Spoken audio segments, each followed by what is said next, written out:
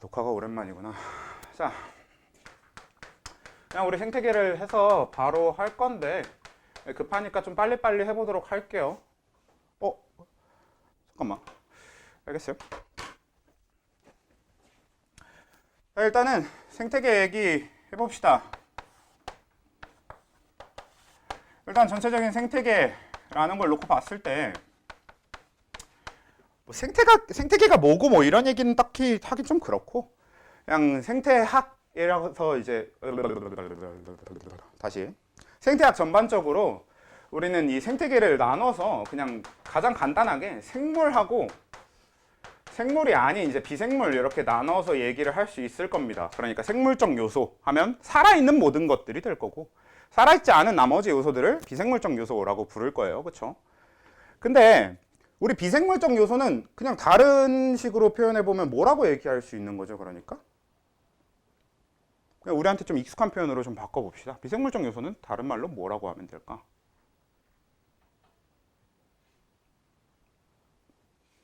그러니까 쉽게 생각하면 생태계 전체에서 생물을 둘러싼 생물이 아닌 모든 것들이 비생물이다 라는 건데, 우린 그런 걸 뭐라고 불러? 저런 환경이라고 부르죠. 우리가 이제 흔히 환경이라고 부르는 것들을 다 비생물로 넣어주면 될 것 같고, 그러니까 뭐가 있냐면 우리 고1에서나 이런 거 다룰 때 주로 했던 얘기가 수권, 뭐 직권, 뭐 기권 이런 식의 표현을 좀 썼었잖아요.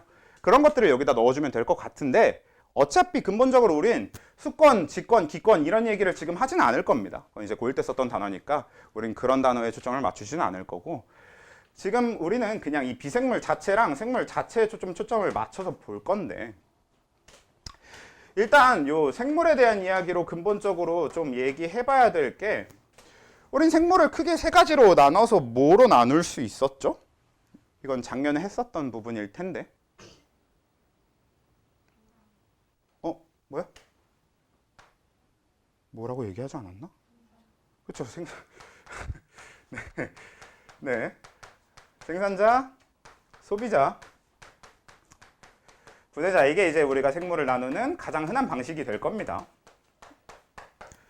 근데 생산자는 뭘 생산을 할 거고, 소비자는 뭔가를 소비를 할 거고, 분해자는 뭔가를 분해를 할 건데, 그럼 그 뭔가가 뭘까요? 소비자는 뭘 만들고, 생산자는 뭘 생산하는 거고, 소비자는 뭘 소비하는 거고, 분해자는 뭘 분해하는 걸까?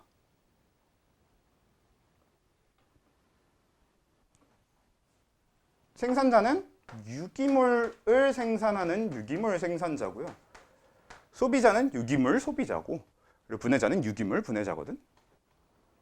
유기물이라는 표현은 우리 앞에서도 쓰긴 썼었단 말이야. 유기물이 뭐야?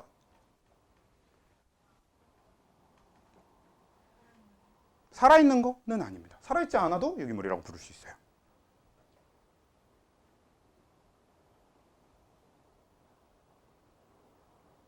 그래도 다들 많이 얘기하는 단어가 하나 있긴 있는데, 유기물 하면 많이들 떠올리는 단어가 에너지. 이 얘기는 좀 많이들 하더라고. 그러니까 우리 유기물 하면 떠올릴 만한 단어가 저 에너지가 맞아요. 왜냐면 이 유기물이라고 하는 건, 우리 유기물이라는 단어를 만들 때 어디에 초점을 맞춰서 만들었냐면, 얘는 이런 생물들이 섭취하거나 얻었을 때 거기서 에너지를 꺼내 쓸 수 있으면 그런 걸 우린 유기물이라고 부르려고 이제 만든 이름이 유기물이에요. 반대로 섭취하거나 얻어도 거기서 에너지를 꺼내 쓸 수 없다면 무기물이라고 부르게 되는 거지. 보통 이제 그런 식으로 유기물과 무기물을 주로 많이 나누게 됩니다.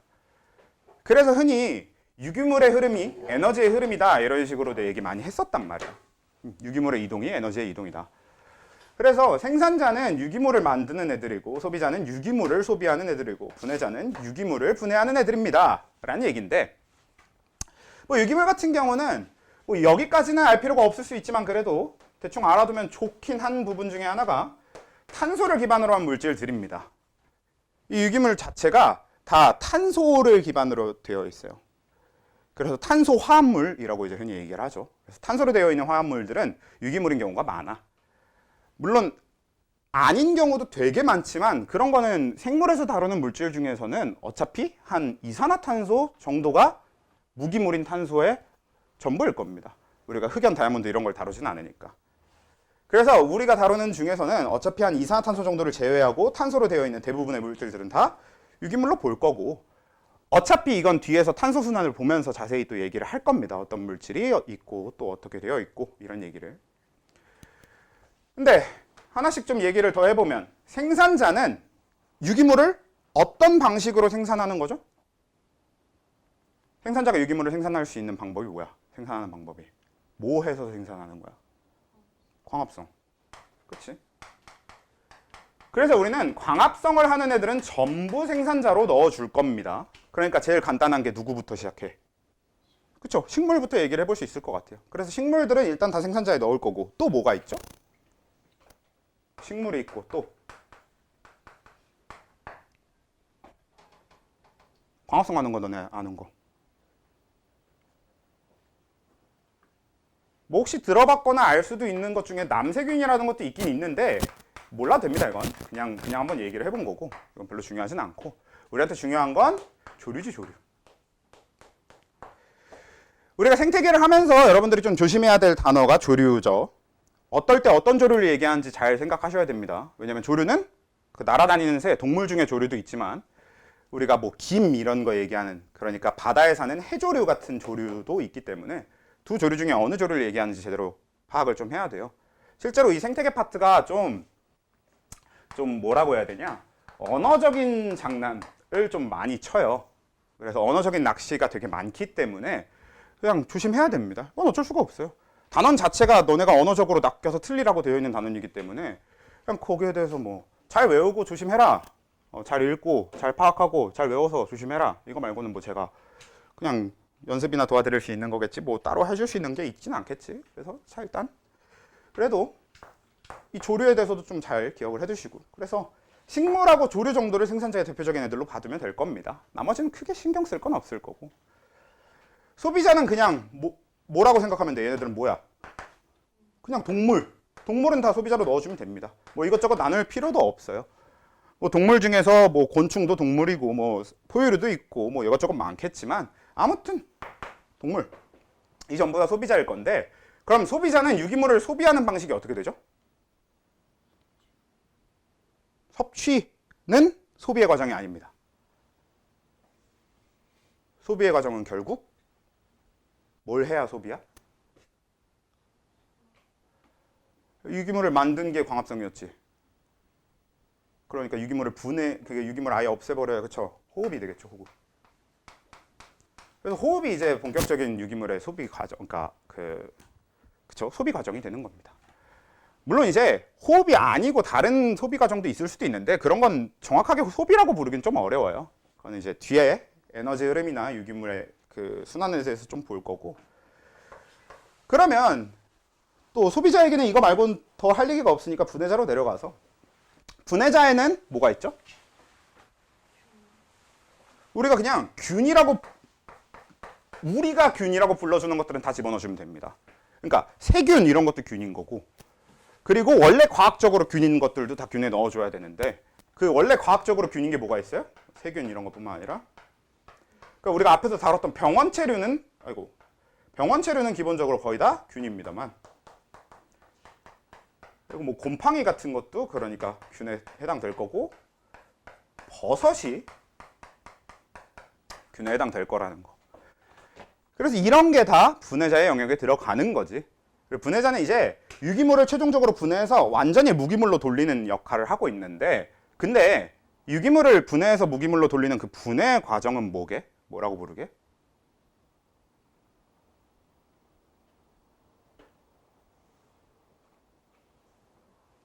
그것도 호흡입니다. 사실 그래서 분해자랑 소비자는 원래 그 구분하기가 되게 어려워요. 그래서 소비자는 살아있는 걸 먹고 분해자는 죽어있는 걸 먹고 뭐 이런 식으로 판단하면 되지 않냐라고 하기에는, 분해자는 살아있는 거에도 영향을 주지. 그래서 이게 되게 판단하기가 애매하거든.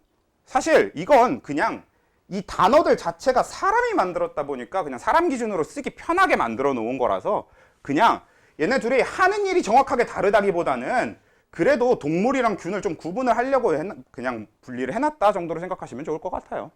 그래서 소비자랑 분해자 이렇게 나눈다고 보시면 되겠고, 그래도 이제 둘 다 호흡이라고는 해도 하는 일이 조금씩 다르긴 다를 텐데 그것도 이제 뒤에서 자세히 다룰 거니까 어차피 지금은 간단하게 보고 지나갑시다. 근데 이건 작년에도 했던 얘기일 거니까 뭐 이 정도 정리했으면 지나가고요. 그러면 이제 본격적인 얘기는 어디로 넘어가서 여기 다시 그림으로 돌아와서 우리는 이 비생물이 생물한테 주는 영향, 그리고 생물이 비생물한테 주는 영향, 이런 거에 대해서 좀 초점을 맞춰서 먼저 얘기를 해볼 겁니다. 이때 일단 비생물이 생물한테 주는 영향을 뭐라고 하죠? 아니, 진도 나갔다며. 진도 나갔다며. 이 사람들 4명은 일단 진도를 나간 거 아니야, 학교에서. 뭐야? 작용이라고 불렀었어요. 작용이라고 부릅니다. 그럼 한번 생각해 봅시다. 그럼 생물이 비생물한테 영향을 주는 건 뭐라고 하게? 어디서 들리는 것 같긴 한데 이게 약간 그 뭐라고 해야 되냐? 귀신의 속삭임 같은 느낌으로 이렇게 들려가지고 반작용이죠. 네. 우리가 이제 작용이랑 반작용이랑 단어는 보통 이제 물리에서 많이 쓰는 단어긴 한데 역학적인 단어긴 하더라도 거기랑 완벽하게 똑같은 의미는 아니지만 대충 비슷한 의미지. 제가 쟤한테 작용, 그럼 얘는 얘한테 반작용. 약간 그냥 그렇게 생각해서 써주시면 되는데, 이 생태계가 아까 얘기했다시피 언어적인 그 장난이 많다고 했잖아요. 여러분들이 이제 이 생태계 문제를 풀다 보면 주로 이 작용과 반작용에 대한 질문은 그런 게 나옵니다. 그냥 적혀 있는 글을 읽고 이게 작용인지 반작용인지 구분하는 거. 이런 게 이제 주가 돼. 근데 사실 작용이랑 반작용은 구분하기가 그렇게 어렵진 않아요. 반작용하면 뭐 그런 게 나오겠지. 나무를 많이 심었더니 대기 중에 산소가 늘어나더라. 이런 게 나오거나, 뭐 아니면 뭐가 있냐 또. 생각나는 게 별로 많지 않네요. 그냥 사람이 하는 것 대부분의 반작용이 너무 많죠. 뭐 그런 것들도 아무거나 갖다 놔도 반작용은 찾기가 좀 편해. 그러니까 생물이 무생물한테, 비생물한테 영향을 주는 거니까 뭐 환경을 망친다던가 환경이 좋아진다던가 이런 걸 그냥 찾으면 된단 말이야. 그래서 요거 찾기도 편하고 요 작용 쪽도 비생물이 생물한테 영향을 주는 것도 찾기 좋아요. 찾기 편한데 문제는 이제 작용은 작용과 반작용을 그냥 구분하는 데서 끝나는 게 아니라 작용 자체를 좀 세분화해서 구분을 할 건데, 일단 크게 우린 작용을 빛과 온도와 습도에 대한 이야기를 주로 나눠서 얘기하게 될 겁니다. 이건 실제로 여러분들이 이제 구분을 할 거예요. 어떤 현상이 나왔을 때 그게 빛의 작용인지 온도의 작용인지 습도의 작용인지. 왜냐면 빛, 온도, 습도 이거 셋 다 뭐야? 비생물적인 요소잖아요. 그러니까 환경 요소란 말이야. 그러니까 얘네들이 생물한테 영향을 준다면 그건 다 작용에 들어갈 거고, 그래서 빛이 영향을 주면 빛의 작용, 온도에 영향을 주면 온도의 작용, 습도에 영향을 받았다, 습도가 영향을 줬다 하면 습도의 작용, 혹은 이제 물의 작용이라고 하기도 하고요. 이건 물 뭐 이렇게 같이 적어둘까요? 그래서 이것도 그냥 읽어보고 뭐가 뭐로 연결되는지 알면 돼. 근데 그냥 이렇게 읽어보면 알 수 있는 것들도 있는가 하면 미리 들어두지 않으면 모를 만한 것들도 좀 있거든. 그러니까 예를 들어서 좀 몇 가지 얘기를 해봅시다. 예를 들면 뭐가 좋을까요? 곰이 겨울에 겨울잠을 잔다. 이건 뭐의 작용일 것 같아요? 온도의 작용이겠지. 곰이 겨울에 왜 자겠어? 에너지 아끼. 네, 그러니까 추워서. 그래, 에너지 아끼려고 하기도 하고, 그렇지? 그러니까 결국 온도라고 하는 게 대충 영향을 줄 것이다가 좀 보이잖아. 그러니까 이렇게 눈에 보이는 것들이 좀 있으니까 그런 거는 지금 일일이 다 얘기하기엔 좀 그렇고 문제 풀면서 좀 적용시켜보고 좀 이제 적용해보면 되겠죠.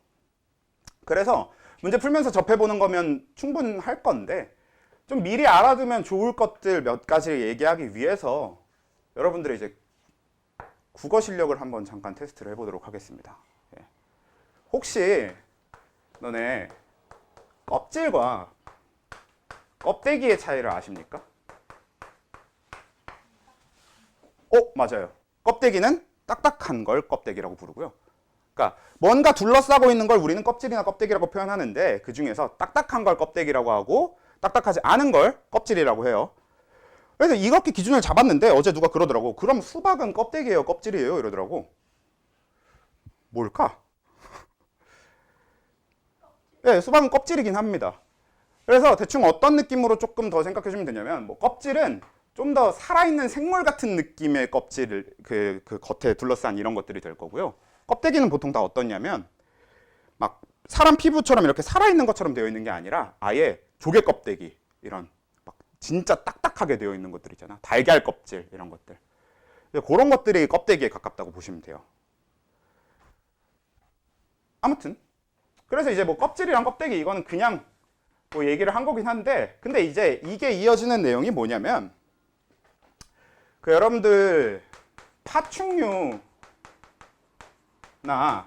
조류 혹시 파충류랑 조류가 뭔지 모르진 않죠?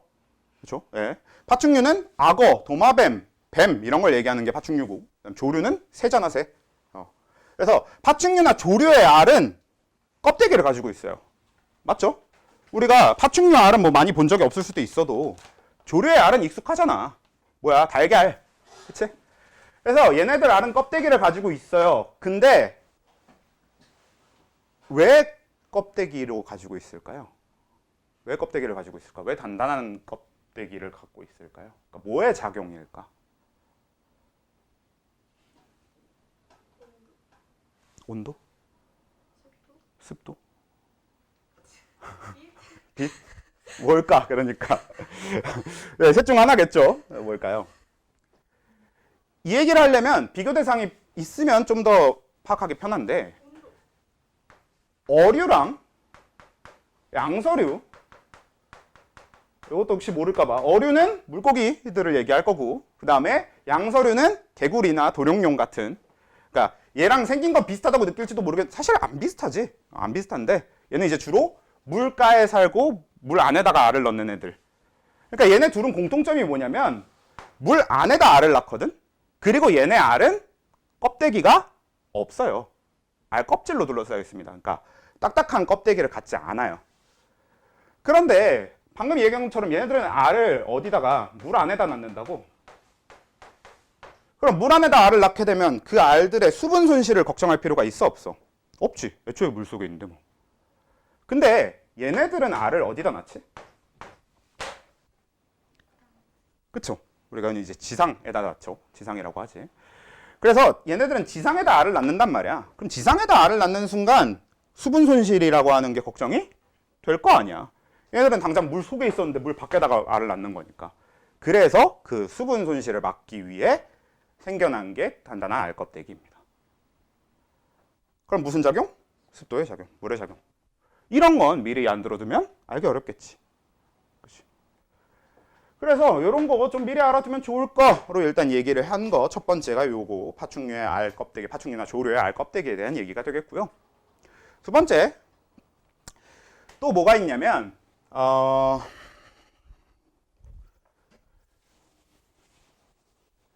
식물은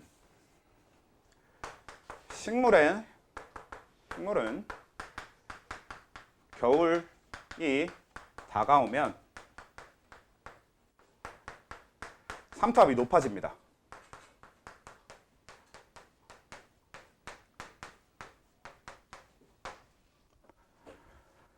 자, 요거 얘기를 좀 해볼 건데 요거는 일단 무슨 작용일 것 같아?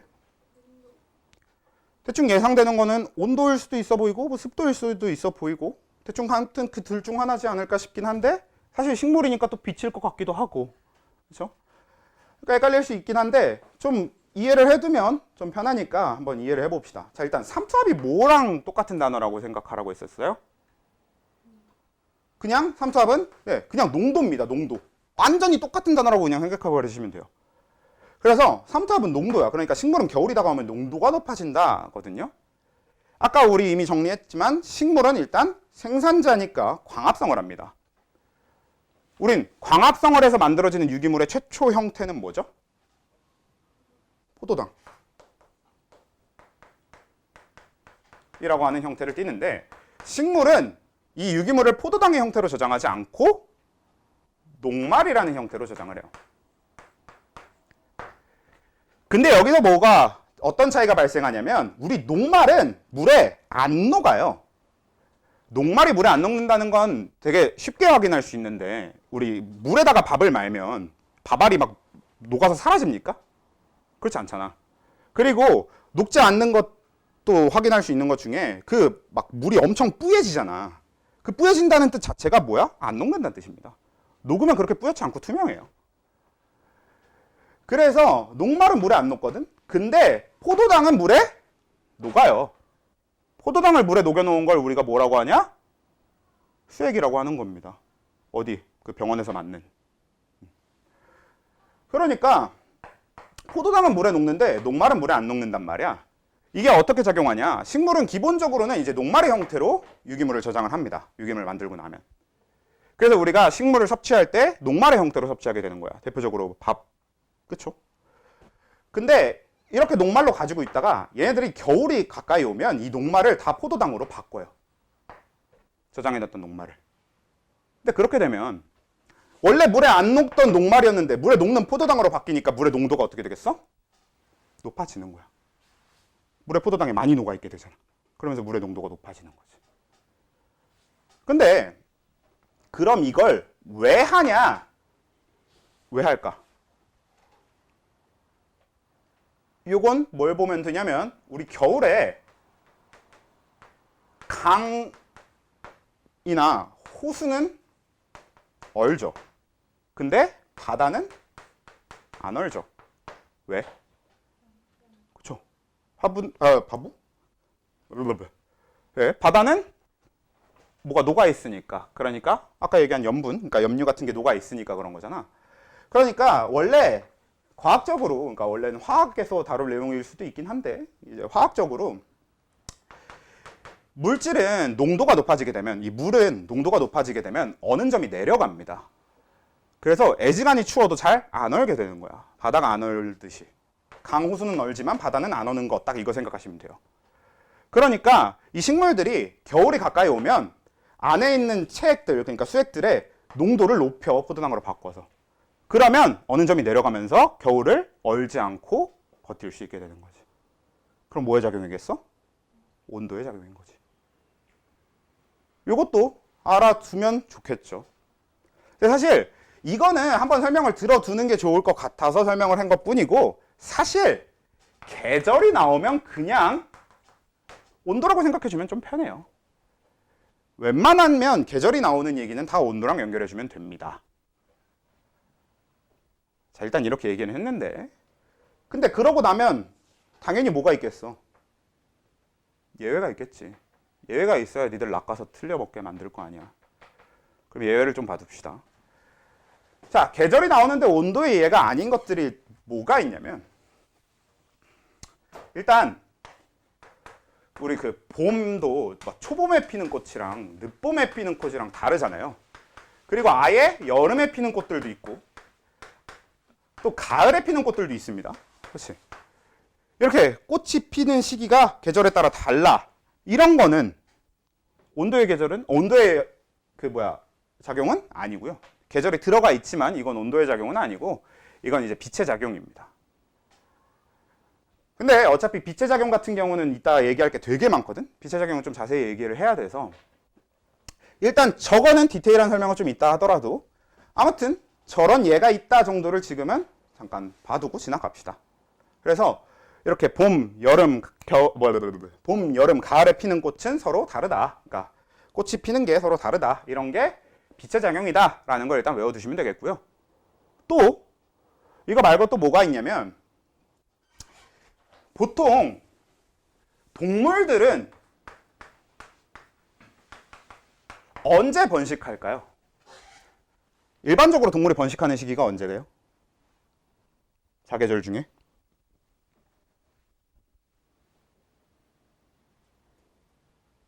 봄.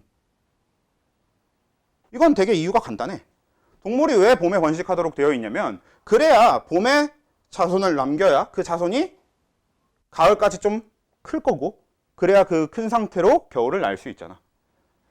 그래서 기본적으로 동물은 이제 봄에 자손을 남기는 그런 식으로 이제 되어 있거든. 그러니까 호르몬 시스템 자체가 약간 그렇게 되어 있단 말이야, 일반적인 동물들이. 근데 뭐 동물은 일단 그렇다 치는데, 근데 이 동물들 중에서 유일하게, 완전히 유일하게는 아닌데, 이 사슴 같은 경우는 가을에 번식을 합니다. 이유는 몰라요. 내가 사슴이 아니라서 모르겠고. 근데 아무튼 이거는 이유는 자세히까지는 모르겠고 왜 그런지는 모르겠는데, 아무튼 이제 사슴 같은 경우는 가을에 번식합니다. 근데 사실 봄이랑 가을이 온도가 달라봤자 얼마나 다르다고. 그렇잖아. 그러니까 온도의 작용은 아닐 거 아니에요. 그럼 이건 이제 뭐의 작용이냐면 빛의 작용이에요. 이건 이제 기본적으로 어떻게 되어 있는 거냐면, 동물들이 번식의 시기를 어떻게 결정하냐면, 해가 짧았다가 해가 길어지면 그때 번식의 시기를 그때로 정하게 되는 거거든. 그래서 봄을 이제 번식의 시기로 정하게 된 거란 말이야, 동물들이. 그래야 다음 겨울을 준비하기 편하니까. 근데 사슴은 반대로 해가 길었다가 짧아질 때 번식을 한다라는 거고, 그래서 이게 빛의 작용입니다. 아까 얘기했다시피 왠지 나도 몰라. 그거는 그냥 외워만 둡시다. 그래서 그런 게 나올 거고, 그 방금 얘기한 이 두 가지가 가장 대표적인 낚시질로 써먹는 것들입니다. 그러니까 계절 하면 온도인데, 계절 온도 연결이 안 되는 것들이 방금 얘기한 봄, 여름, 가을 꽃이랑 그 다음에 사슴의 번식이랑, 요게 이제 빛과 관련된 거다. 빛의 작용이다. 이 정도로 그냥 알고 지나가시면 될 것 같고, 또 그 나비 무늬도 가끔씩 나오거든요. 이건 예전에는 많이 나왔는데 요즘은 잘 안 나오는 것 같긴 한데, 나비 같은 경우는 봄 나비랑 뭐 여름 나비, 가을 나비의 무늬가 달라. 근데 이건 되게 단순해. 꽃의 무늬가 다르니까.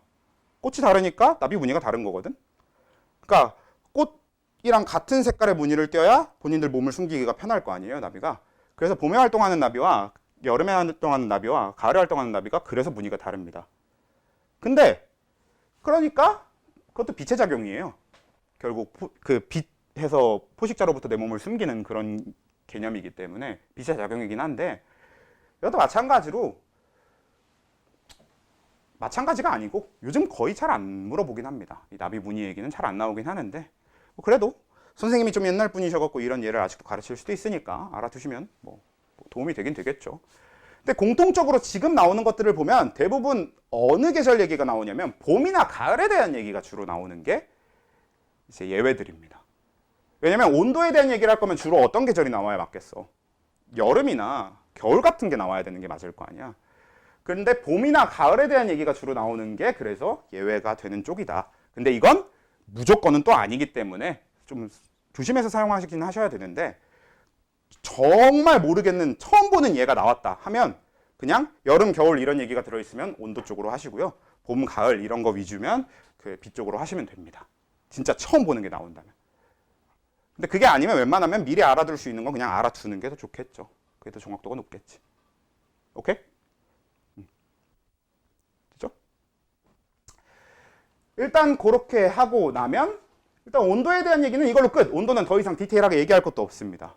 어차피 온도에 대한 얘기는 주로 계절에 대한 얘기랑 뒤에 어차피 잠깐 얘기를 할 건데, 계절 말고 같이 들어갈 건 뭐 수직적 분포, 수평적 분포 이런 게 있어요. 이제 뒤에서 할 거니까 그건 뒤에서 얘기를 하고요. 그럼 이제 우리가 주로 깊게 다룰 내용은 이제 빛에 대한 내용인데,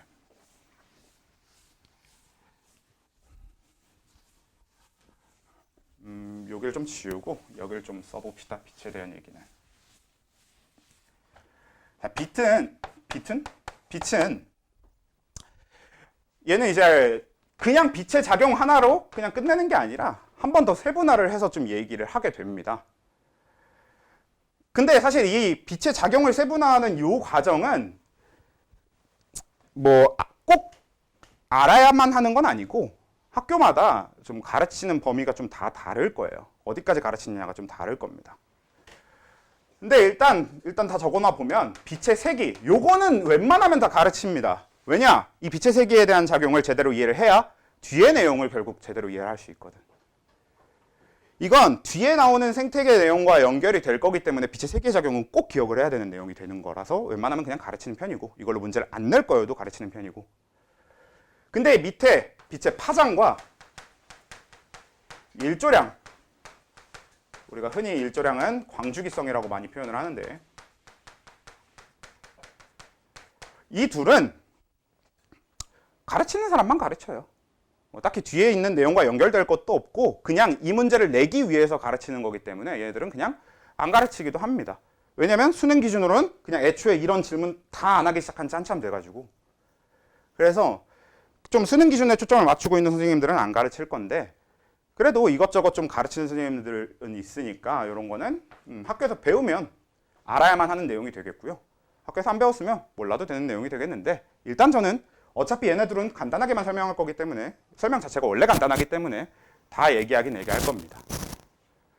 아무튼 제일 중요한 빛의 세계 작용부터 시작을 할 건데, 요건 바로 그래프를 보면서 좀 얘기를 해야 되고, 그래서 이렇게 생겨먹은 그래프를 볼 겁니다. 그래프를 볼 때는 항상 X축, Y축을 확인해야 되니까, X축은 빛의 세기고요. 주로 이제 단위는 요걸 씁니다. 아마 대충 읽는 방법들은 대부분 알걸? 빛의 세기 단위 저거 뭐야? 럭스라고 읽죠. 뭐 룩스라고 읽기도 하고요. 그래서 럭스 혹은 룩스라고 부르고요. 그래서 이 빛의 색이 이렇게 들어가 있고, 그 다음에 Y축은 이제 CO2 흡수량인데, 보면 이제 원점이 중간에 있잖아. 그럼 이 뜻은 뭐냐면 이 양수 부분은 CO2 흡수량일 거고, 그럼 반대로 음수 부분은 CO2 방출량이겠지. 오케이? 그러니까 CO2 흡수가 마이너스로 된다는 소리는 방출한다는 소리일 거 아니야. 그래서 얘는 뭐 Y축 자체가 CO2 흡수량이긴 한데, 그냥 여기는 CO2 흡수하는 양을 보는 거고 여기는 이제 CO2 방출하는 양을 본다고 생각하시면 좋을 것 같아요. 자, 그래서 이렇게 두고 나서 요 빛의 세기가 0일 때부터 얘기를 할 건데, 우리 일단 이 식물에 대해서 얘기를 해보면, 자, 광합성을 할 때는 뭐를 마시고 뭐를 뱉어요? 네, CO2를 흡수하고 O2를 뱉어요. 근데 식물도 호흡은 하잖아. 식물은 호흡을 할 땐 뭘 흡수하고? O2를 흡수하고 CO2를 방출해. 요건 기본적인 개념으로 알고 있어야 되는 부분이지. 그래서 요건 당연히 깔고 가는 상태로, 자, 빛의 세기가 0일 때 식물을 생각해 봅시다. 빛의 세기가 0이란 소리는 빛이 없단 얘기지. 빛이 없으면 식물은 광합성을 할 수 있어, 없어? 없겠지. 광합성 자체가 빛으로 가는 거니까. 그럼 광합성을 못 합니다. 그치? 그럼 광합성을 못 하는 상태의 식물은 뭐만 하겠어? 호흡만 할 거지. 그래서 빛의 세기가 0일 때 요 값, 우리가 뭐 그래프 기준으로 얘기를 해보면 흔히 저걸 Y절편이라고도 얘기를 하죠. 아무튼 요 빛의 세기가 0일 때 값, 요게 호흡량이에요. 실제로 얘는 요만큼 호흡을 해서 CO2를 이만큼 방출하는 걸 테니까. 근데 여기서 문제가, 호흡량은 빛의 세기의 영향을 받지는 않을 겁니다. 여러분들 불 켜져 있으면 호흡 많이 하고 불 꺼져 있으면 호흡 적게 하고 이렇게 합니까? 아니잖아. 실제로 동물도 그렇고 식물도 그렇고 호흡량이 빛의 영향을 받지는 않아요. 그러면 일반적으로 호흡량에 가장 큰 영향을 주는 게 뭐게? 그건 이제 동물의 입장에 좀 더 가까워요. 근데 산소농도라고 하는 건 그렇게 쉽게 변하는 건 아니니까. 호흡량에 일반적으로 제일 큰 영향을 주는 게 온도입니다. 온도. 그래서 식물의 호흡량 같은 경우도 온도의 영향을 받거든요. 근데 지금 이 그래프는 빛의 세기와 CO2 흡수량 관계를 보는 거잖아. 그럼 이 실험을 하는 동안 온도는 뭐겠어? 네, 일정해야겠지. 통제 변인일 거 아니야. 그렇죠? 그러니까 온도는 일정할 거기 때문에 우리 호흡량은 계속 일정할 거라고 보면 됩니다. 빛의 세기를 얼마로 늘려주든 호흡량은 계속 일정할 거야. 자, 그럼 호흡량이 일정한 상태, 그러니까 얘는 이 0일 때 본 호흡량이 계속 똑같은 호흡량을 가지고 있을 거란 얘기인데, 그러면 그 상태에서 한 요 정도 점을 한번 봅시다. 자, 지금 이 식물은, 자, 여기서 얘는 지금 이만큼 CO2를 흡수하고 있다는 뜻이잖아. 그치? 그럼 얘는 실제 CO2 흡수량이 요만큼이거든요. 그러면 우리가 보기에는 이 식물은 이만큼만 광합성을 하고 있는 것처럼 보이겠지. 그치? 왜냐면 우리가 보기에는 CO2 흡수를 딱 이만큼만 하고 있잖아요. 그치? 근데 저 식물은 실제로도 저만큼만 광합성을 하고 있을까? 아니야. 왜 아니야? 원래 호흡으로 이만큼씩 쓰는 게 있기 때문에 얘가 겉으로 보기에 이만큼의 광합성을 하려면 실제로는 이만큼의 광합성을 하고 있어야 되는 겁니다. 그래야 우리가 저만큼의 광합성을 눈으로 확인할 수 있지. 그럼 계속 이 차이만큼은 호흡으로 계속 쓸 거 아니야. 그래서 우린 이 둘을 구분하기 위해서 여기부터 이 호흡량부터 여기까지의 값을 보는 걸 총 광합성량이라고 부르고요. 여기 요 X축부터의 값을 순 광합성량이라고 부릅니다.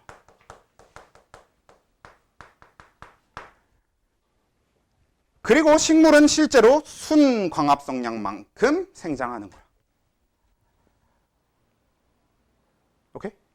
그런 식으로 생각해 주면 돼요. 그러니까 얘가 진짜로 광합성은 이만큼씩 하고 있지만 호흡으로 이만큼을 다 써버리기 때문에 결국 요만큼의 광합성량을 남길 수 있는 거고 그걸로 생장을 하거나 뭐 살아가거나 이렇게 하는 거죠. 저장을 하거나. 오케이? 자, 또 그러면 여기서 요 점 말고 이제 봐줘야 될 점이 뭐냐면 여기를 좀 생각을 해봅시다. 이 점. 저 지점은 우리가 겉으로 보기에 식물이 어때 보이는 지점이냐면 아무것도 안 하고 있어 보이는 지점이 됩니다. CO2를 흡수하지도 않고 CO2를 방출하지도 않으니까. 그러니까 이 상태의 식물을 보면 우린 겉에서 보기에 광합성도 안 하고 있는 것 같고 호흡도 안 하고 있는 것 같아 보이는 그런 점이 되는데 일단 이 점을 우린 보상점이라고 불러요. 뭐야? 광합성하고 호흡이 서로 보상하고 있는 거지.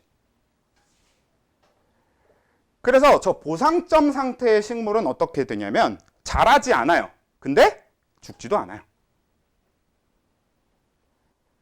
근데 보상점보다 낮은 빛의 세기를 주면 식물은 시간이 지나면 무조건 어떻게 되냐?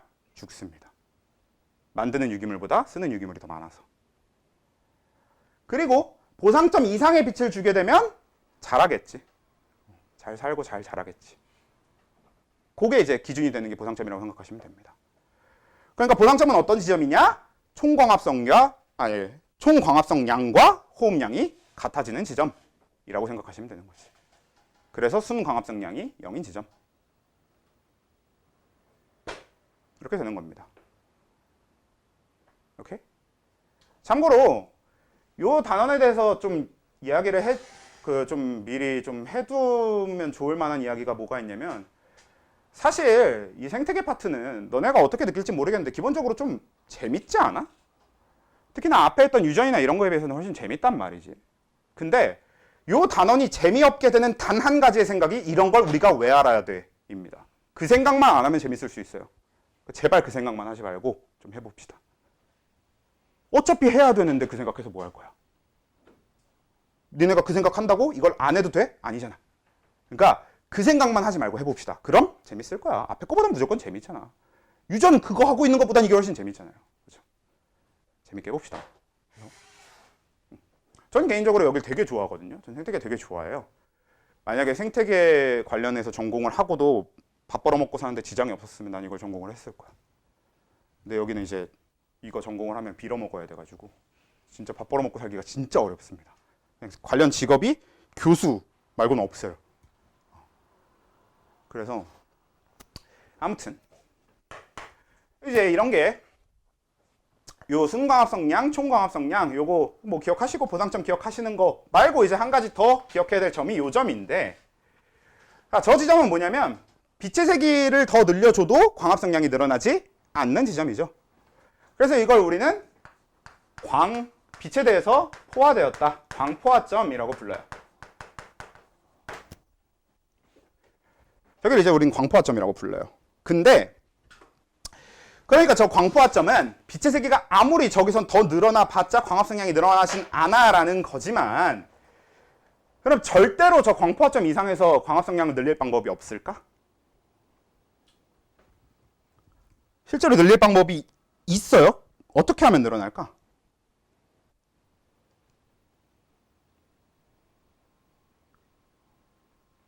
빛의 세기가 아닌 다른 조건을 건드려주면 광합성량이 늘어날 수 있겠지.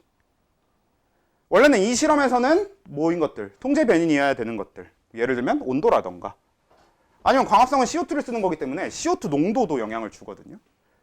아니면 물을 더 많이 주면 더 광합성을 잘할 수도 있을 거고. 이렇게 지금 여기서는 요 실험을 진행하는 동안은 통제 변인이었던 것들을 그런 조건을 바꿔준다면 광포화점 이상의 빛의 세기에서도 광합성량이 더 늘어날 수 있어요. 그 얘기는 반대로 얘기하면 나머지 조건들이 일정한 상태에선 절대 광포화점 이상에서 광합성량이 늘어날 수 없다라는 얘기가 되는 거기도 하고. 이렇게 잘 연결해서 이해해 주시면 됩니다. 그러니까 얘는 적어도 빛의 세기만으로 도달할 수 있는 최대 광합성량이 되는 거고, 그럼 저기서 더 늘리려면 다른 걸 바꿔줘야 돼. 그냥 그렇게 생각하시면 되는 거겠지. 오케이? 이렇게 되면 일단 요 그래프에 대한 설명과 이해는 끝이 나긴 하는데, 근데 이거랑 같이 봐야 되는 그래프가 하나 있어요. 뭐냐? 이렇게 생겨먹은 요 그래프입니다. 자, 얘도 해석은 똑같이 하면 돼. 똑같이 순광합성량, 총광합성량 읽을 건데 얘는 여기서부터 여기까지가 호흡량인 거죠. 그러니까 얘는 기본적으로 호흡량이 어때? 많아요. 그리고 보상점이 어때요? 얘보다 높아요. 광포화점도 어때요? 얘보다 높아요. 자, 이런 애가 있는데 요 노란색을 A라고 해보고 요 하얀색을 B라고 해보겠습니다. 자, 여기서 저 A와 B 둘 중 하나는 양지식물이고 나머지 하나는 음지식물입니다. 그리고 또 저 둘 중에 이 A와 B 둘 중 하나는 소나무고 나머지 하나는 은행나무예요.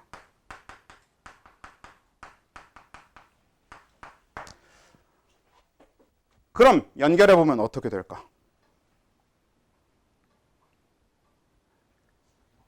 일단 A가 양지식물일까? 음지식물일까?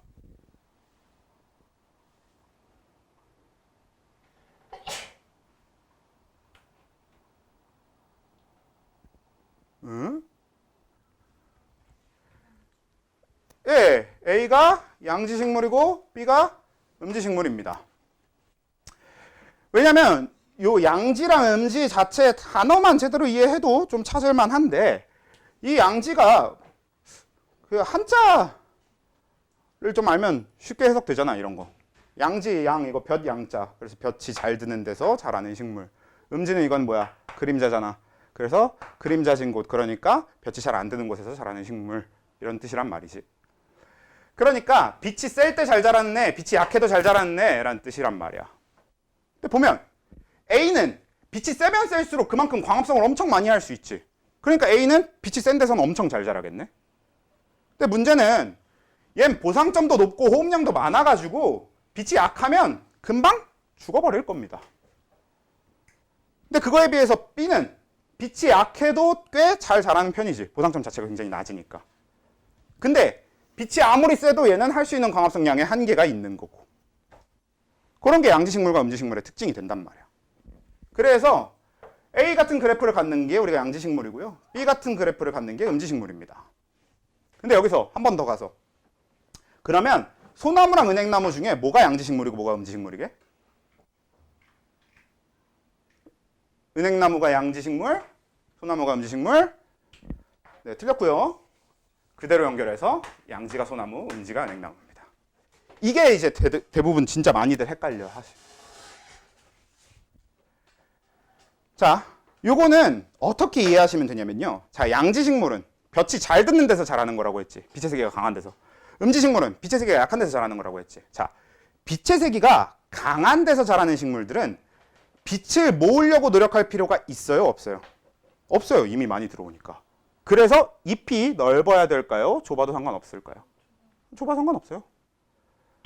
근데 그거에 비해서 이제 음지에서 자라는 식물들은 빛을 모으려고 노력할 필요가 있겠죠. 그러니까 잎이 넓어야겠지. 그래서 잎이 넓은 식물들이 음지식물이고요. 잎이 좁고 작은 식물들이 양지식물입니다. 소나무 잎 뭐야? 거의 침처럼 되어 있는 거잖아.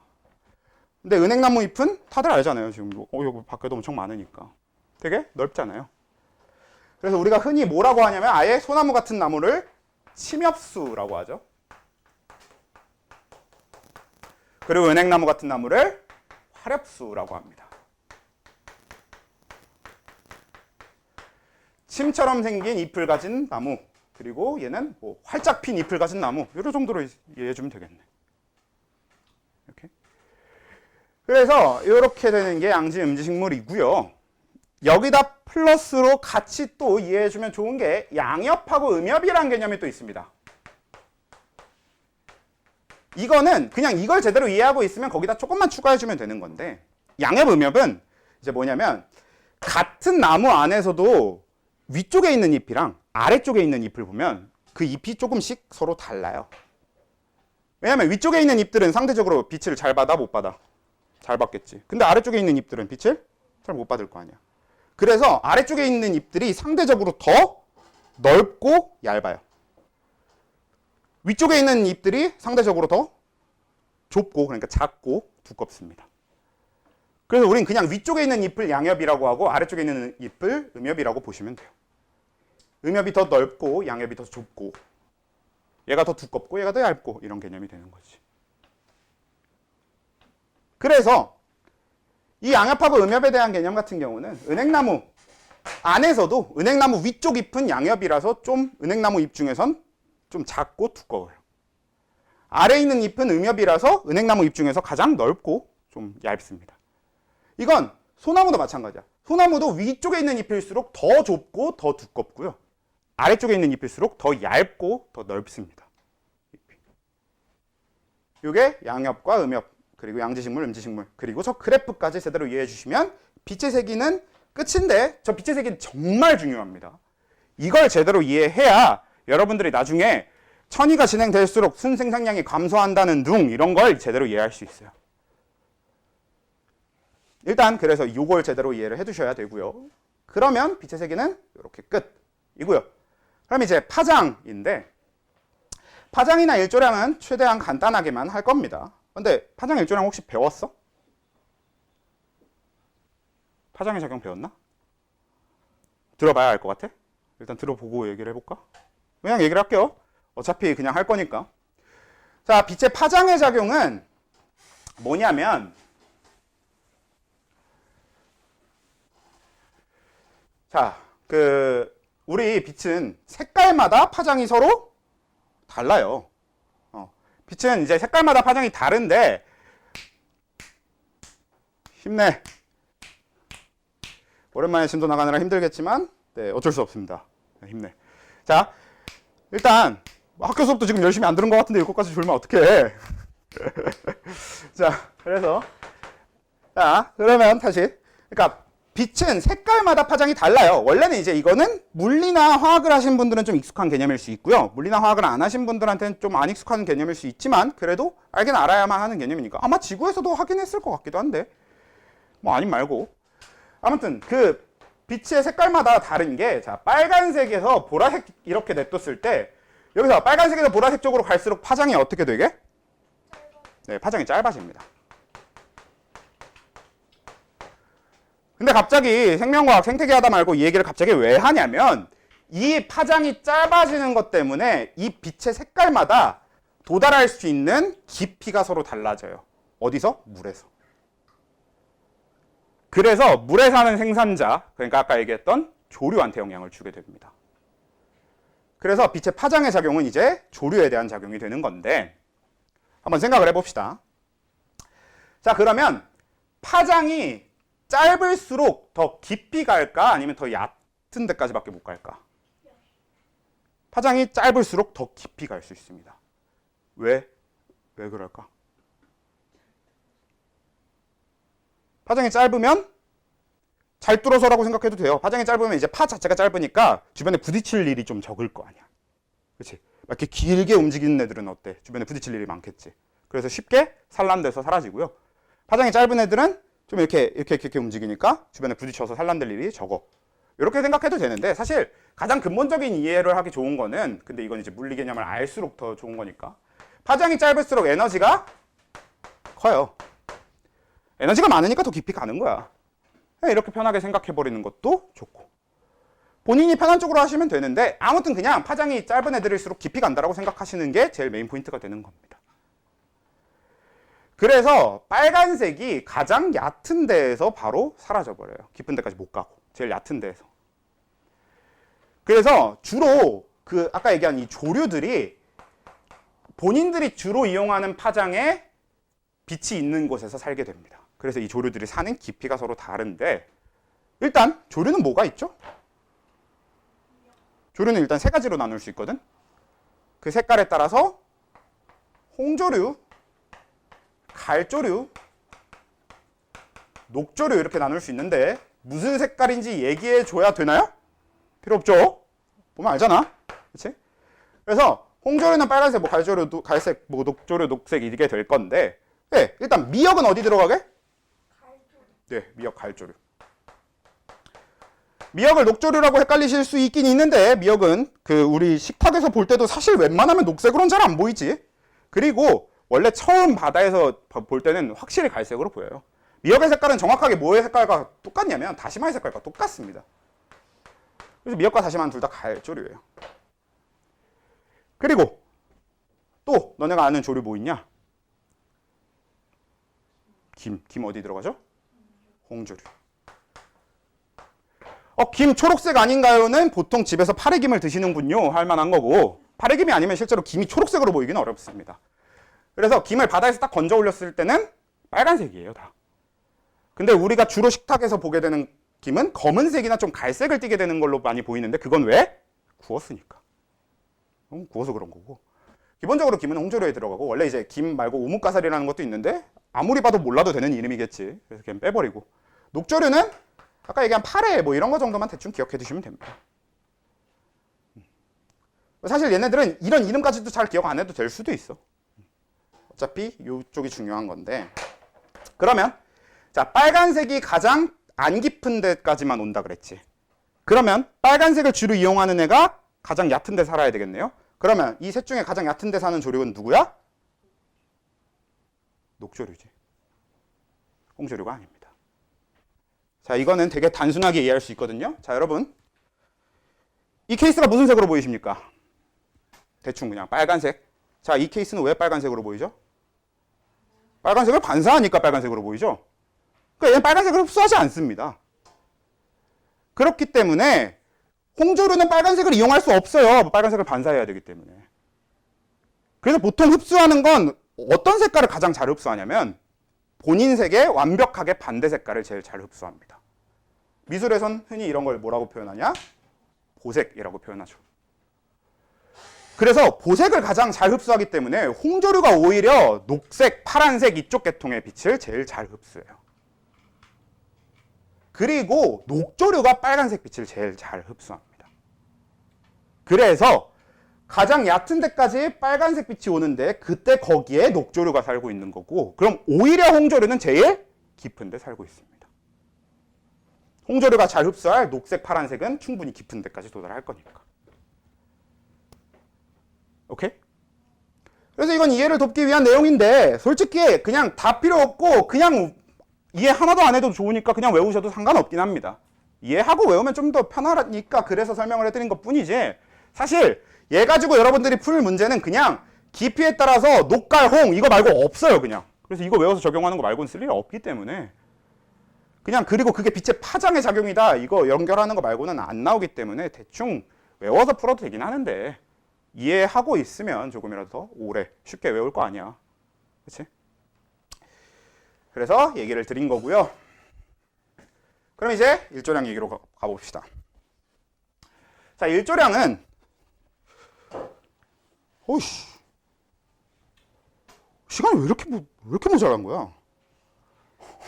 자, 일조량은 자, 얘는 이제 제일 안 중요해. 왜냐면 별거 아닌 것 치고 내용이 꽤 짜증나요. 좀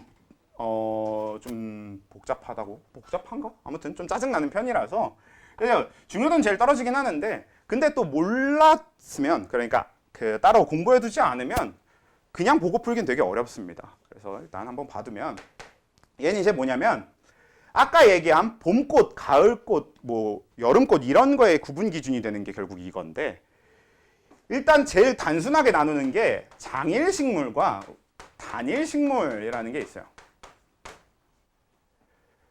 일단 그냥 그대로 해석을 해봅시다. 글자 그대로. 장일은 뭐겠어? 해가 길 때 꽃이 피는 식물을 장일식물이라고 부릅니다. 주로 여름꽃이나 늦봄 아니면 초가을에 꽃이 피는 애들을 장일식물에 넣어줄 수 있겠지. 그리고 단일식물은 해가 짧을 때 피는 식물들. 그러니까 얘는 초봄이나 늦가을에 피는 식물들, 그러니까 꽃이 피는 식물들을 단일식물에 넣어줄 수 있겠지. 이런 개념이 되는 거거든. 그래서 해가 길 때 피는 식물, 해가 짧을 때 피는 식물, 장일, 단일 이렇게 되어 있는데 이름은 저렇게 되어 있지만 사실 쟤네들은 해가 얼만큼 오래 비치는지는 하나도 안 중요해요. 그럼 실제로 중요한 건 뭐냐? 암기의 길입니다. 오히려 해가 비치지 않는 시간이 얼만큼 오래 가냐가 더 중요해. 근데 생각해보면 똑같은 거 아니야? 해가 짧다는 게 어두운 게 길다는 소리고, 해가 길다는 게 어두운 게 짧다는 소리잖아. 근데 그걸 왜 구분하겠어? 뭔가 다르니까 구분하는 거지. 그 뭐가 다르냐가 뭐냐면, 일단 얘네들은 이 암기의 기준이 되는 한계 암기라고 하는 게 있습니다. 그래서 한계 암기보다 암기가 짧을 때 피는 식물이 장일식물이고요. 그러니까 오히려 장일식물은 한계 암기보다 암기가 길면 꽃이 안 펴. 한계 암기보다 암기가 짧으면 꽃이 펴. 이렇게 되는 게 장일식물이고, 단일식물은 한계 암기보다 암기가 길어야 꽃이 피고요. 짧으면 오히려 꽃이 안 핍니다.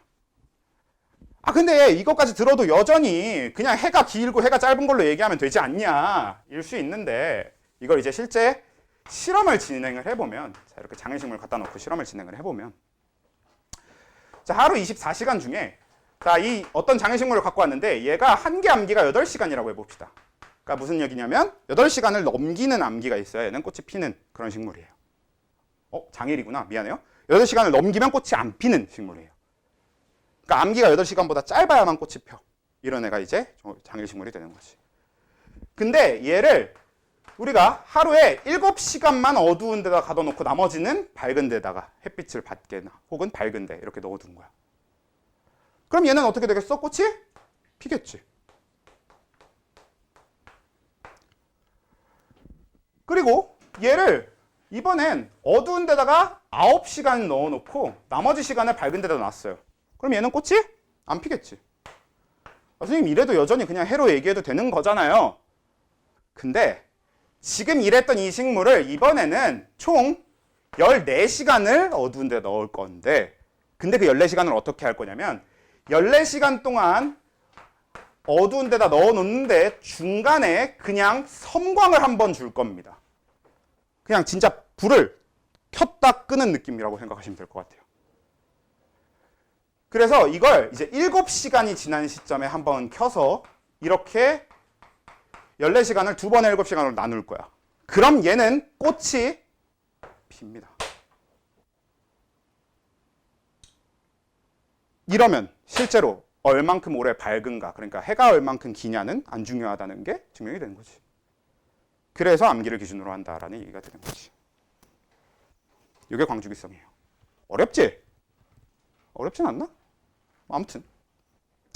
그래서 얘는 이제 보통 기준이 어떻게 돼야 되냐면, 잘렸으면 잘린 것 중에 이 잘린 걸 따로 봐서 이 둘 중에 하나가 얘를 넘어야만 가능해지는 거야. 그러니까 얘는 지금 둘 다 7시간, 7시간이니까 둘 다 얘를 못 넘지. 그럼 꽃이 그냥 피는 거지. 얘를 똑같이 갖다 놓고 똑같이 14시간을 하는데, 이번에는 앞에는 5시간만 해놓고 뒤에 섬광을 준 다음에 나머지 9시간을 암기에다 두잖아? 그럼 얘는 또 꽃이 안 펴요. 왜? 이것만 해도 한계 암기를 넘어버리니까. 이런 개념이라고 보시면 되는 거예요.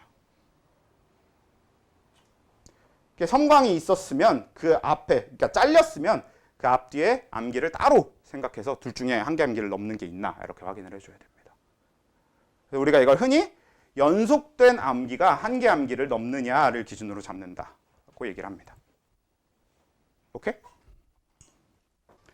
근데 아까도 얘기했다시피 아마 안 배웠을 거고 아마 배울 일 없을 건데 배우면 좀 나름 복잡한 얘기긴 하죠. 그래서 그냥 해드리는 것뿐이고 안 배울 겁니다. 안 배울 거라고 믿자. 그래서 일단 넘어갑시다. 너네 배웠어 안 배웠어? 안 배웠지? 그래. 안 배웠을 거야 아마. 파장까지는 배웠을 것 같아. 그치? 왜냐면 선생님들도 저기까지는 설명할 만한데 이건 설명하기 싫거든. 그래서 안 할 겁니다. 어차피 수능에도 안 나오는데 뭐 파장도 안 나와 수능에는. 3개밖에 안 나와. 아 3개도 저걸 물어보는 건 안 나와. 저걸 가지고 뒤에 걸 이해해야 되니까 가르치는 거지. 됐죠? 급하니까 이제 빛의 작용은 여기서 끝내고요. 자, 그 다음에 이제 습도의 작용은 원래 사실 습도의 작용도 얘기할 게 더 있습니다만 근데 안 할 거임. 왜냐면 원래 습도의 작용이 막 그런 게 있어요. 물 안에 사는 식물을 수중식물이라고 하고요. 물 위에 사는 식물을 수생식물이라고 하고요. 그리고 물가 근처에 습한 데 사는 식물을 습생식물이라고 하고요. 그 다음에 막 이렇게 나누는 게 있거든? 그래서 그걸 외우라고 시키는 학교도 있고 그리고 간혹가다 문제집에 문제를 풀다 보면 그런 걸 외워야만 풀 수 있는 문제가 나오기도 해. 근데 진짜 그냥 그건 외우는 내용이잖아. 이름 붙이기거든. 그래서 안 할 겁니다. 넘어갑시다 그냥 그건. 그냥 학교에서 외우라는 대로 정확하게 그만큼은 외우시면 될 거예요. 그건. 그래서 넘어가고 그러면 작용에 대한 얘기 끝. 그럼 이제 우리는 어떤 내용으로 들어갈 거냐? 이제 개체군에 대한 얘기로 넘어갈 겁니다. 아, 이제 개체군이야. 생태계는 크게 4파트로 나뉘는데 이렇게 작용에 대한 얘기가 끝나고 나면 개체군에 대한 얘기를 하고요. 개체군에 대한 얘기가 끝나면 군집에 대한 얘기를 하고요. 군집에 대한 얘기가 끝나고 나면 에너지의 흐름과 물질의 순환이라고 하는 주제로 얘기를 하게 됩니다. 이렇게 크게 4파트가 있는데 오늘 생태계를 끝내는 게 목표였으나 절대 생태계를 개체군을 끝내는 게 목표였으나 개체군 끝낼 시간이 안 되더라고. 근데 어차피 다음 주에 개체군하고 군집은 끝낼 수 있을 거고 솔직히 에너지 흐름과 순환도 빨리 끝내면 끝날 거라 다음 주에 끝내는 게 목표긴 합니다만 좀 무리다 싶으면 다다음 주 정도까지 하게 되겠죠. 아무튼 그렇습니다. 왜냐면 군집이 할 얘기가 좀 많거든. 아무튼 개체군에 대한 얘기로 넘어와서 자 일단 군집하고 개체군 요 용어 정리부터 좀 해봅시다. 군집하고 개체군은 어떻게 나누면 될까요? 저건 무슨 차이가 있을까? 그쵸. 딱 그게 이제 포인트가 됩니다. 종의 구분 기준이 되는 거야, 종이. 그러니까 개체군은 뭐냐면 동종 집단, 그러니까 같은 종의 집단, 한 종의 집단이 되는 거고 군집은 그 개체군들이 모인 거, 그러니까 여러 종이 모여서 만들어지는 집단이 군집이 되는 겁니다. 사실 군집은 별거 없어요. 군집은 그냥 우리 마음대로 아무 공통점을 잡고 묶으면 그게 다 군집이 될 수 있습니다. 예를 들어서 도시군집 이러면 도시에 사는 모든 생물들을 묶어서 부르는 거야. 뭐 우리 마음대로 진짜 그냥 자이로에디오 군집 이렇게 잡을 수도 있어요. 그러면 요 자이로에디오 요 안에 사는 생물들만 가지고 얘기를 하는 거겠지. 그럼 일단 우리 사람 들어갈 거고 뭐 모기 이런 게 들어가겠죠. 뭐 보이진 않지만 뭐 바퀴벌레나 쥐 같은 게 있을 수도 있는 거고 뭐 그런 게 이제 들어가는 그런 개념이 군집이에요.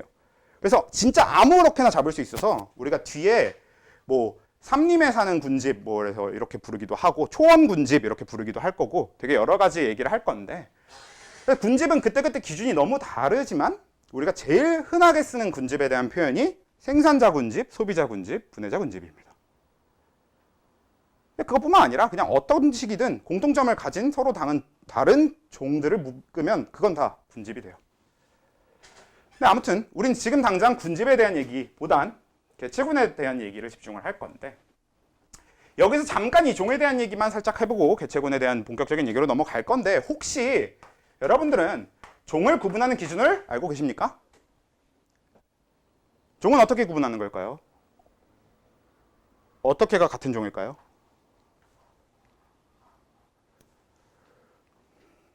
원래 개념적으로 오래 쓰던 거는 얘는 이제 뭐 종을 구분하는 방법은 사실 생태학적인 방법이 세상에서 제일 구린 방법이고 그 외에 좋은 방법들이 되게 많아요. 유전학적으로 핵형이 다르면 다른 종. 우리 이미 써먹었었잖아 앞에서. 그러니까 그런 식으로 그 분자화학, 뭐 분자생물학적으로 혹은 유전학적으로는 그렇게 얘기할 수 있는데 근데 생태학에서는 그런 얘기할 거 아니니까 생태학에서 쓰던 종의 개념은 원래 뭐였냐면 두 개체를 교배했는데 그 두 개체 사이에서 태어난 개체가 생식이 가능하면 같은 종, 생식이 불가능하면 다른 종이라고 정의를 했었습니다. 그리고 이건 꽤 잘 쓰였었어. 왜? 대표적으로 말하고 당나귀 사이에서 태어난 자식이 노새란 말이야. 그리고 노새는 생식이 불가능합니다. 그리고 우리 호랑이랑 사자 사이에서 자식 얻었었던 적이 있단 말이야. 라이거라고. 근데 걔는 생식이 불가능합니다. 그러니까 꽤 괜찮게 쓰였던 종의 구분은 맞는데, 근데 우리 이제 흔히 이제 시골 자부종이라고 하는 시골 잡종 강아지들 있잖아. 걔네들은 어떻게 설명할 건데? 그러니까 걔네들은 종이 달라. 근데 사실 여기서 얘기하는 종과 그 강아지들의 품종은 엄연히 따지면 좀 다른 얘기기는 한데, 그렇다고 하더라도 우리가 종명을 분명히 구분을 해놨긴 했단 말이야. 근데 걔네들은 서로 다른 종끼리 교배한다고 그 자식이 생식 능력이 없어져요? 아니란 말이야. 그래서 원래는 사실 이 정의는 속을 정의하는 걸로 넘어갔습니다. 기억하시는지 모르겠는데 종속, 과목, 강문계에서 같은 속에 속하면 종이 달라도 번식이 가능해요. 이걸로 넘어가긴 했는데, 그러면 생태학에 지금 종을 구분하는 방법이 제대로 존재하냐? 없어요. 그래서 그냥 아직도 이걸로 설명을 하니까 대충 한번 들어두고 지나가면 될 것 같습니다. 실제로 원래 생태학에서 종을 구분하는 가장 근본적이었던 방법이 뭐였냐면 그냥 눈으로 봐서입니다. 대충 봤는데 다르게 생겼으면 다른 종 이렇게 됐었어요. 아무튼 너무 원래 생태학에서 쓰던 종 구분 방법이 다 쓰레기 같아가지고 거의 다 사장이 돼버려서 그냥 이 정도나 잠깐 소개를 해드리고, 아무튼 그렇게 했을 때 같은 종의 집단을 그냥 우린 개체군이라고 보면 될 건데, 이 개체군에 관해서 일단 우리는 두 가지 그래프를 좀 보고 지나갈 거예요. 첫 번째는 일단 생장 곡선인데, 얘는 뭐 x, y축은 그렇게 크게 중요하진 않고, 뭐 y축은 개체수고 x축은 뭐 시간, 나이, 뭐 이런 식으로 세대, 뭐 이렇게 생각하시면 될 것 같은데, x, y축은 별로 크게 중요하진 않고요. 자, 개체군의 생장이라고 하는 거는 지금 적어놓은 것처럼 개체수가 늘어나면 그게 개체군의 생장이거든. 그러니까 생각해보면 개체의 생장은 뭐가 늘어나면 돼요? 개체의 생장, 그러니까 사람의 생장, 곰의 생장, 소의 생장, 이건 뭐야? 세포수가 늘어나면 생장이지. 그런 것처럼 개체군의 생장은 개체수가 늘어나면 생장, 이렇게 보겠다는 거지. 자, 근데 이걸 한번 이론상 이렇게 생각을 해봅시다. 자, 개가 있어요. 자, 여기 개 두 마리가 있는데 우리 그냥 머릿속으로 이론상 생각을 해보는 거야. 자, 개 두 마리가 일생 동안 낳을 수 있는 자손이 10마리라고 해봅시다. 그래서 한 세대가 넘어갈 때마다 10마리씩 자손이 만들어질 수 있다고 해봐. 한 쌍에서. 그러면 자, 얘가 1세대였어요. 그러면 2세대에는 개가 몇 마리가 되겠어요? 10마리가 되겠죠. 두 마리가 10마리의 자손을 만들 테니까 한 쌍이. 근데 이제 10마리가 됐으니까 5쌍이 됐죠. 그러면 3세대는 몇 마리겠어요? 50마리겠지? 그치? 50마리면 25쌍이니까 또 10마리씩 나오면 4세대는 250마리가 될 거 아니야. 그러니까 그래프가 어떻게 생겨먹었겠어? 이렇게 생겨먹었습니다.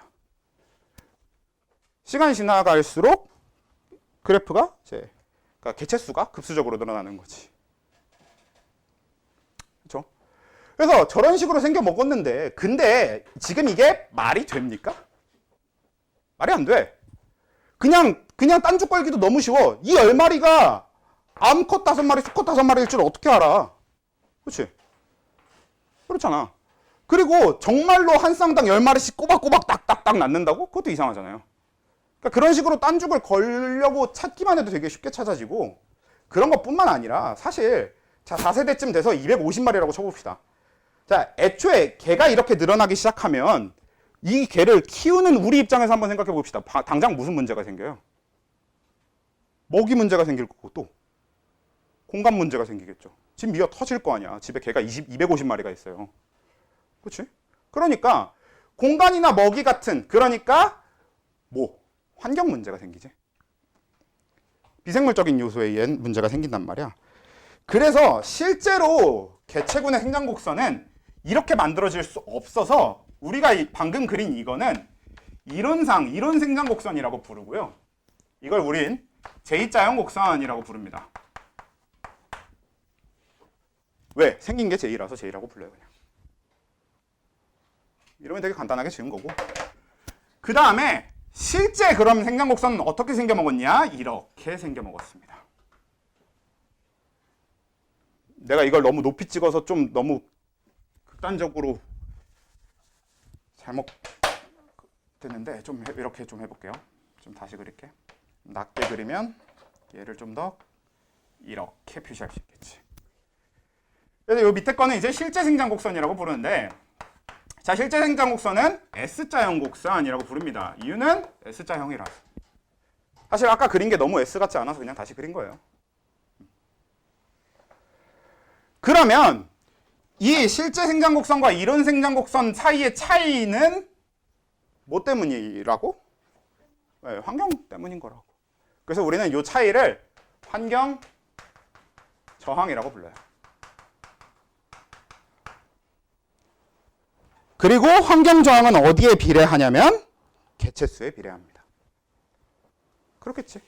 개체수가 늘어나면 늘어날수록 환경적으로 저항받을 일이 많아질 거 아니야.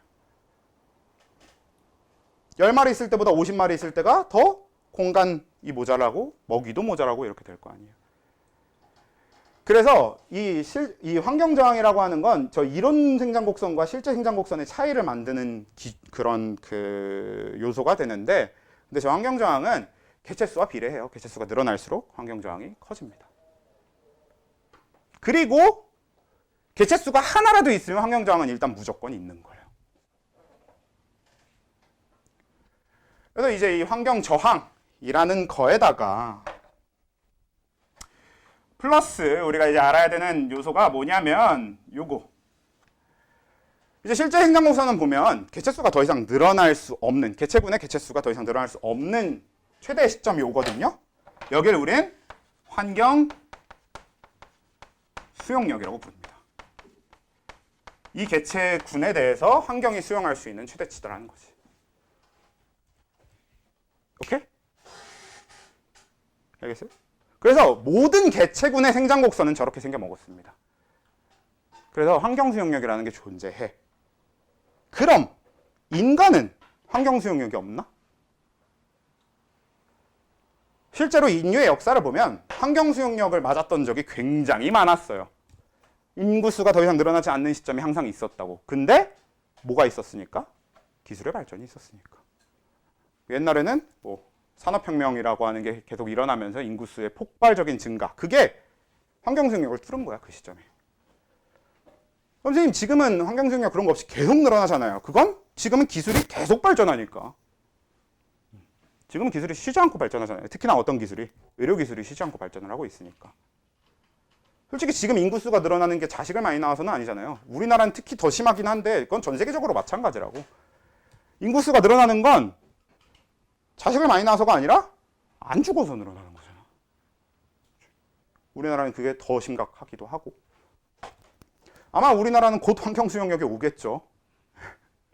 인류의 환경 수용력에 오겠죠. 개체수가 늘어나지 않고 이미 인구 절벽이라는 얘기 많이 하잖아요, 뉴스에서. 아무튼 그래서 이런 이제 걸 알아두시면 좋을 것 같고요. 그 다음에 이제 생존 곡선에 대한 얘기를 해야 되는데,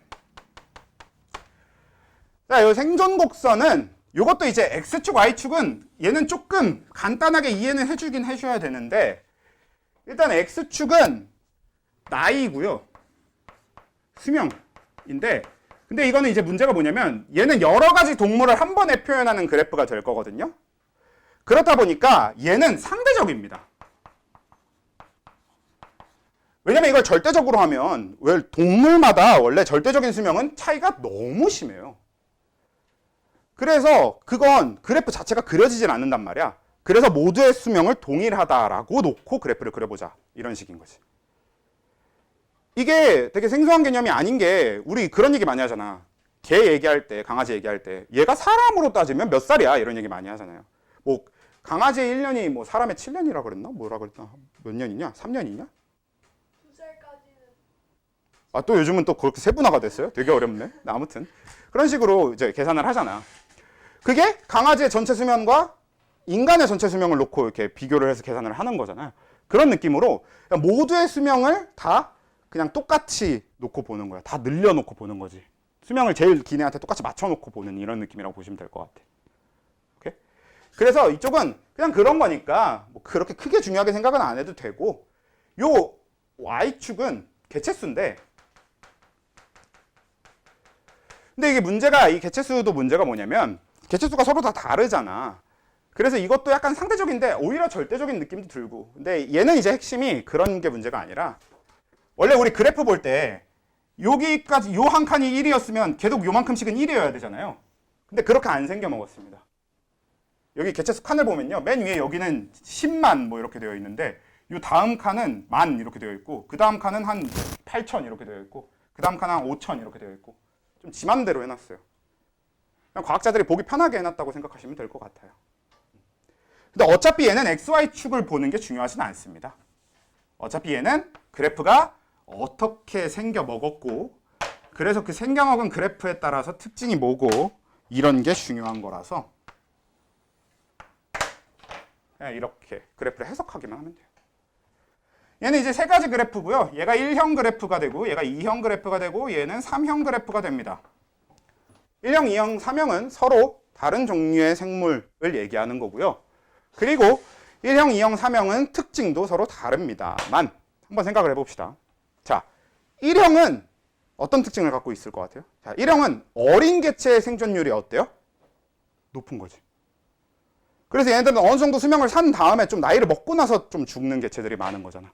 그러니까 우리가 흔히 이런 걸 평균적인 수명이 높다라고 표현을 하겠죠. 근데 3형은 어떤 거야? 어릴 때 생존율이 굉장히 낮은 거지.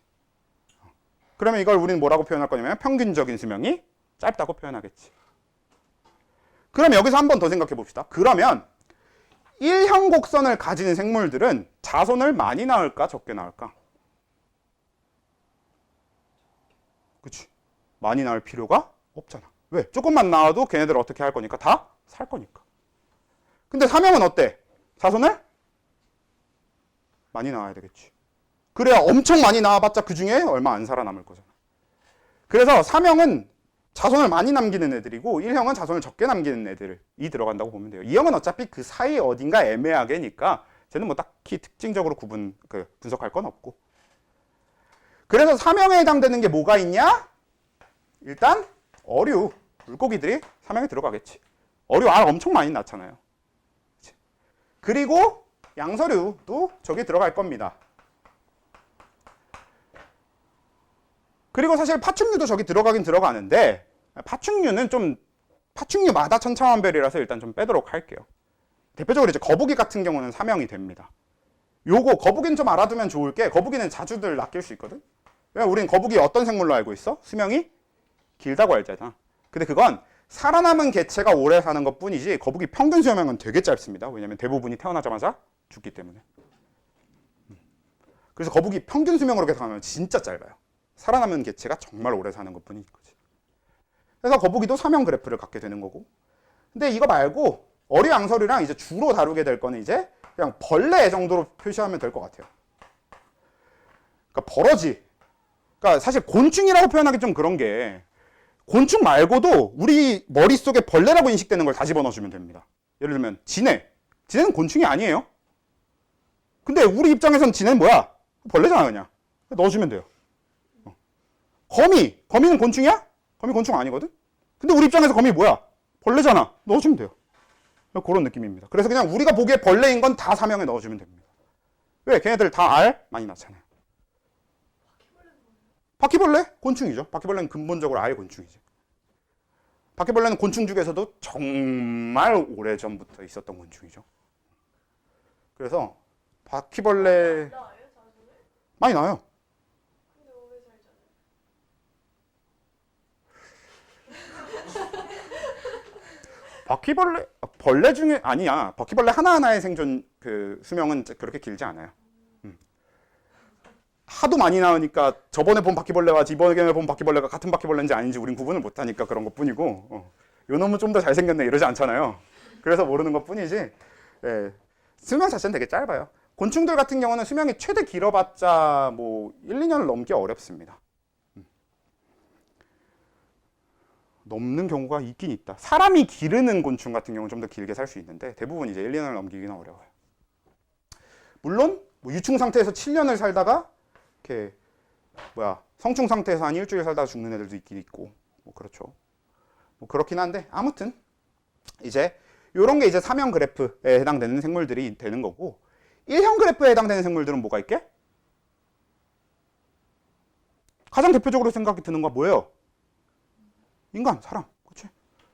사람은 1형에 들어갈 겁니다. 그리고 그 사람을 포함한 대형 포유류는 다 1형에 들어가요. 근데 여기서 문제가 하나 있어요. 우리가 어디까지 대형 포유류라고 볼 것이냐. 뭐가 대형 포유류게? 일단 표현으로는 큰 포유류가 대형 포유류일 거 아니에요. 어느 정도가 대형 포유류일까요?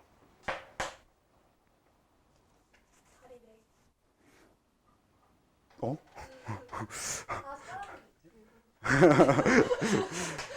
그쵸. 사람은 뭐 물론 사람 기준에서 그렇게 나눈 거긴 하지만 그쵸. 대형 포유류는 개, 고양이 정도면 대형 포유류입니다. 왜 개, 고양이 정도면 되게 작은 거 아니에요?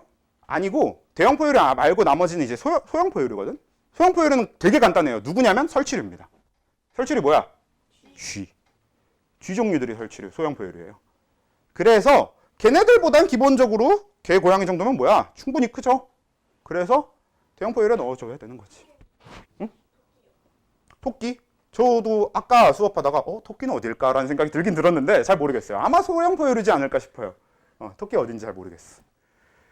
그래서 1형은 이제 대형 포유류를 다 집어넣어주면 됐고 그럼 소형 포유류는 이제 2형에다 집어넣어주면 되는데 2형은 보통 어떤 애들이냐면 특징이 이렇게 포식자, 천적이 별로 많지가 않아요.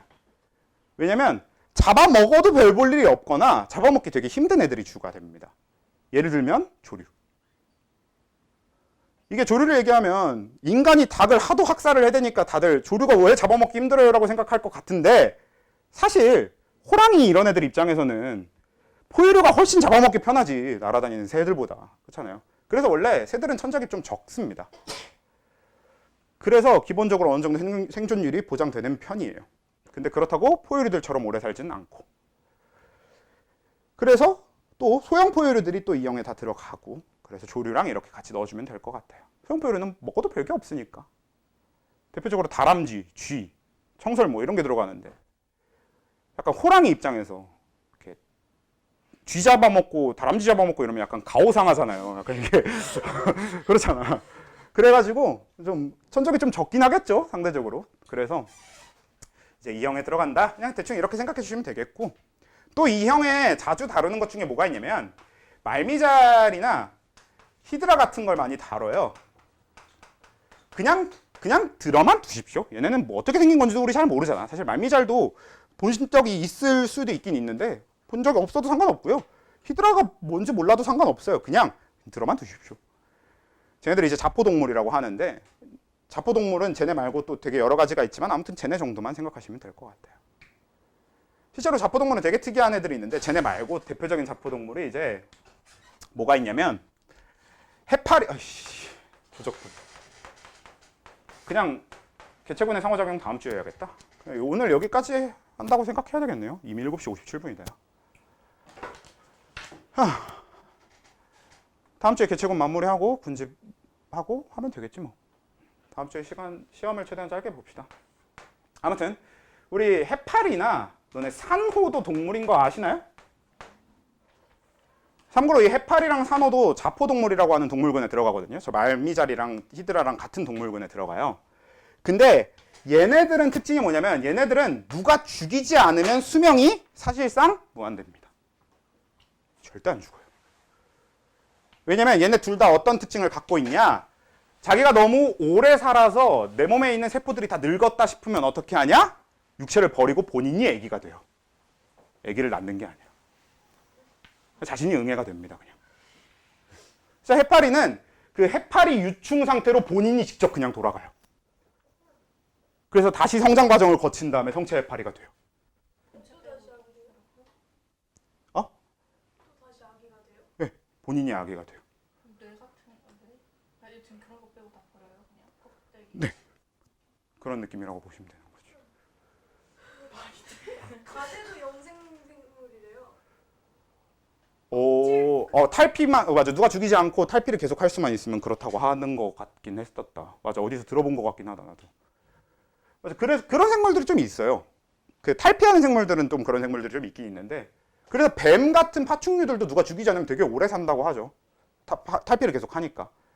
그런 애들 특징이 오래된 세포를 아예 통째로 버려버리는 과정이 있기 때문에 오래 살 수 있는 거지. 인간은 그런 거 못 하잖아. 그렇죠? 전 빨리 할 수 있길 바라고 있습니다. 저는 빨리 기계가 나와서 내 뇌를 이렇게 옮겨 심어갖고 살 수 있으면은 전 그 기술이 나오면 내가 번 돈으로 될 수 있을 때까지 기술이 싸지면 바로 할 겁니다. 그래서 그렇게 살아남아서 나는 이 인류의 멸망을 꼭 보고야 말 테야.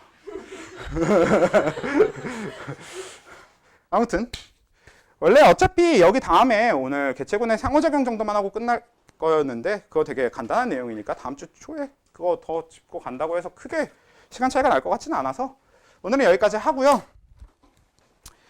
그럼 우리가 딱